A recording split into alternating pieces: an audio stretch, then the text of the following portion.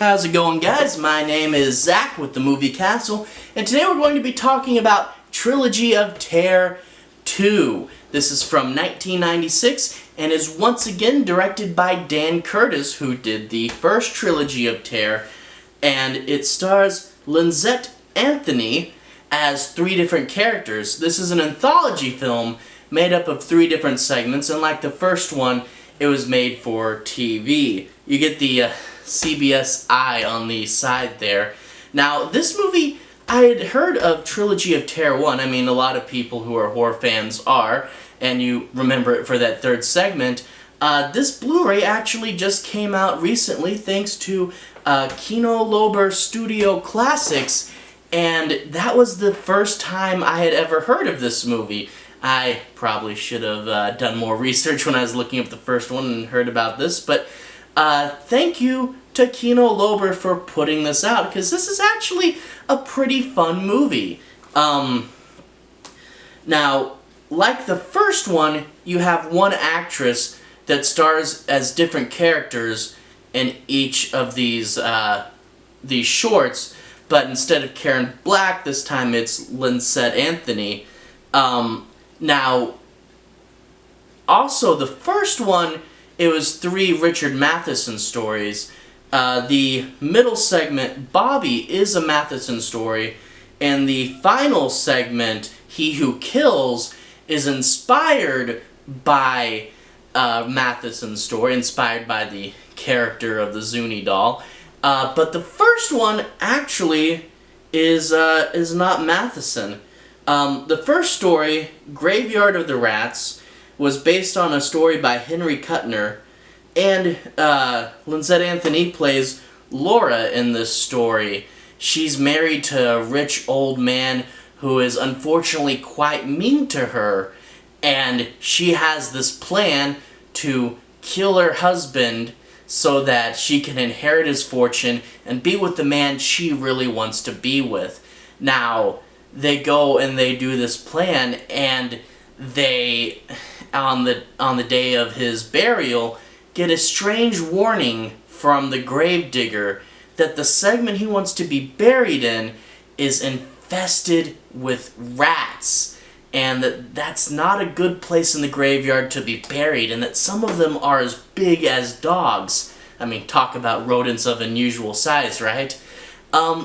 This one, it's pretty good. The special effects are a little campy at the end, but overall enjoyable. Although I will say, I've watched a few of these anthology shows, and there's lots of mean, rich old men, and there's lots of murder plots. It's kind of weird that that's a recurring theme. So, the first part is a little bit predictable, but when you get to the climax, it's actually pretty cool.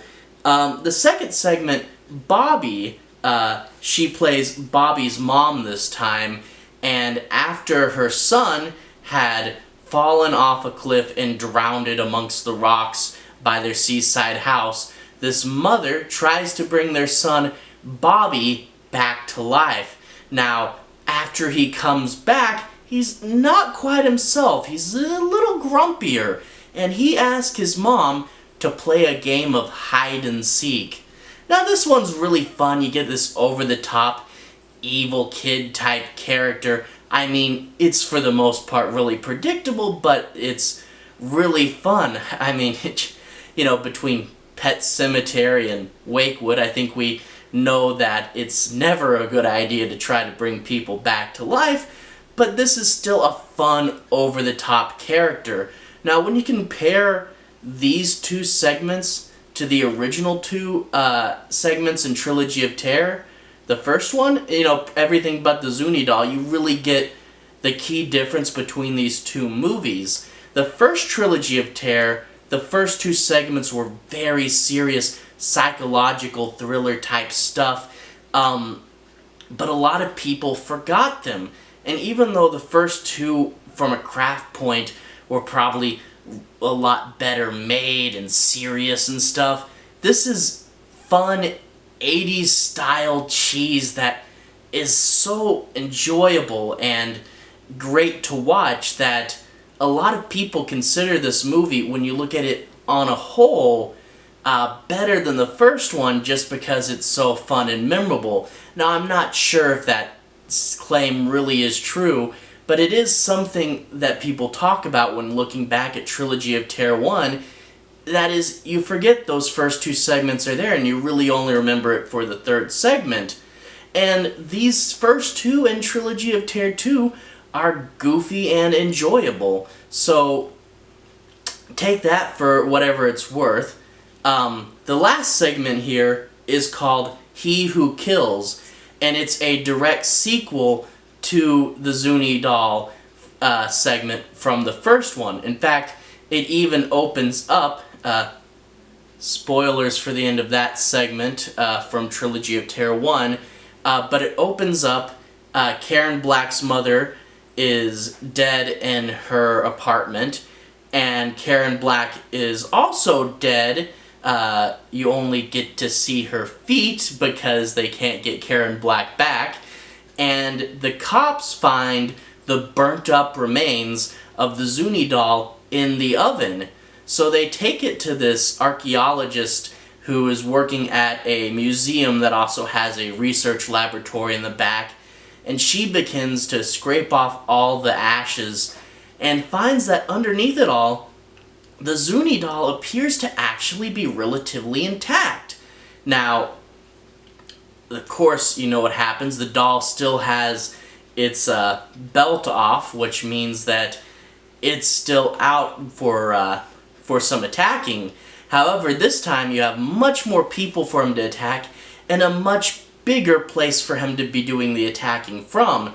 Now, there are lots of elements of this that if you look back to the original are kind of mirrored scenes. You know, she locks it in another suitcase and it has to stab its way through, although I think it's a research lab case in this one, and it sticks this little knife under the door. And this is, I feel, very sequel-y. It does a lot of what you saw and liked in the first one, but tries to do it on a bigger and larger scale. So it is a little campy in that regards, but like I said with the other two segments, it's still pretty fun.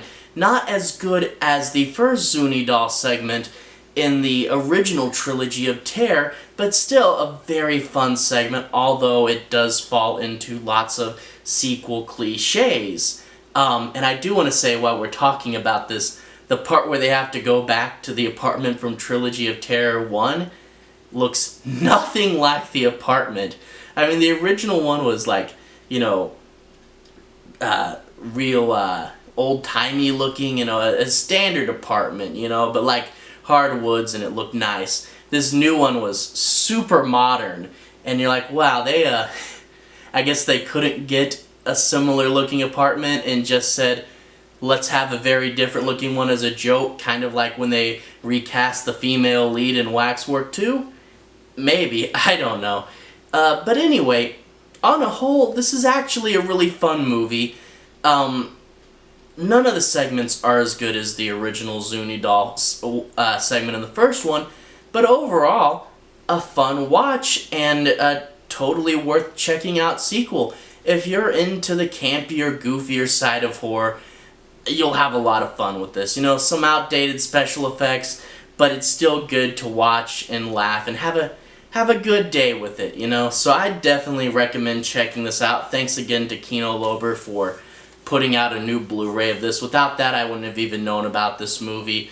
Anyway, before I go, I'd like to say the channel's growing at a pretty good rate. I'd like to thank everyone who's liked and subscribed. You guys are really helping the channel out. And anyway, have a good day. I'll see you guys next time. Have a good day.